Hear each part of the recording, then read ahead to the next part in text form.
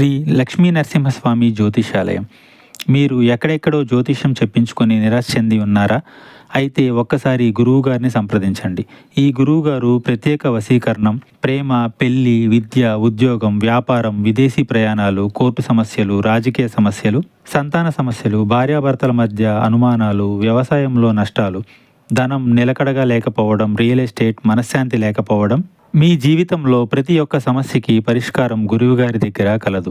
మీ యొక్క ఫోటో, చెయ్యి చూసి ఫోన్ ద్వారానే జ్యోతిష్యం చెప్పబడును. వశీకరణ స్పెషలిస్ట్ శివనాగరాజు గారు. Phone number 8143339666. ఈ రోజున కుంభరాశి జాతకుల జీవితంలో జరగబోయేది ఇది. మీ ఇంట్లో ఘోరం జరగబోతుంది. ఒక గొడవతో మొదలు అవుతుంది. పరిస్థితులు మారబోతున్నాయి. ఏం జరగబోతుందో తెలియాలంటే వీడియో పూర్తిగా చూడాల్సిందే. వీడియో నచ్చితే తప్పకుండా ఒక చిన్న లైక్ అయితే చేసి మమ్మల్ని సపోర్ట్ చేయండి. ఇక ఆలస్యం ఏమాత్రం లేకుండా వీడియోలోకి అయితే మనము వచ్చేద్దాము. ఈ రాశి వారికి అన్ని విషయాల్లోనూ ఒక కొత్త పరిణామం స్పష్టంగా కనిపిస్తుంది. ముఖ్యంగా ఇంట్లో ఘోరం అంటే ఇది తాత్కాలిక గందరగోళం కాదు, ఒక పెద్ద పరిణామానికి సంకేతం. ఇంటికి సంబంధించిన విషయాల్లో ఈ రోజున కాస్త విరుద్ధ పరిణామాలు ఎదురు కావచ్చు. ఉదయం నుంచి సాయంత్రం వరకు కొత్త సమస్యలు వినిపించొచ్చు. ఈ సమయంలో ఈ సమస్యలు వస్తూనే ఉంటాయి. ధైర్యంగా ఉండండి. ఇంటికి సంబంధించి ధనం ఖర్చు కావడము, ఎలక్ట్రికల్ సమస్యలు, ఇలా కొంచెంగా ధనపరంగా మానసిక అశాంతి కలగొచ్చు. కొంతకాలంగా వాయిదా పడిన ఇంటి మరమ్మతులు ఈ రోజు ప్రారంభమవుతాయి. కొందరికి ఇంట్లో కొత్తగా ఆవాసం మారడం, అద్దె ఇల్లు మార్చడం, గృహ ప్రవేశం, గృహ నిర్మాణ పునః ప్రారంభం, ఇలాంటి అంశాలు కూడా ఉండొచ్చు. ఇవి ఎలా ఉన్నా ఘోరమైతే తప్పదు. ఇంటి సభ్యులందరినీ ఇది ఏకతాటికి తెస్తుంది. ఈ సమయంలో కొందరు బంధువులు మీ ఇంటికి అకస్మాత్తుగా రాకపోకలు చేయొచ్చు. ఊహించని అతిథులు రావచ్చు. పాత బంధాలతో తగాదాలు జరగొచ్చు. మీ ఇంట్లో పాత బంధువులతో ఇబ్బందులు కూడా కలగొచ్చు. ఆస్తి గురించి బంధువులతో మాట్లాడుకోవడం లాంటి పనులుంటాయి. ఇది కొంతమందికి కలత ఇస్తుంది. ఈ పరిణామాలు ఒక సమస్యకు పరిష్కార దిశగా నడిపిస్తాయి. ఈ సమయంలో మీకు ఖర్చులు అయితే తప్పవు.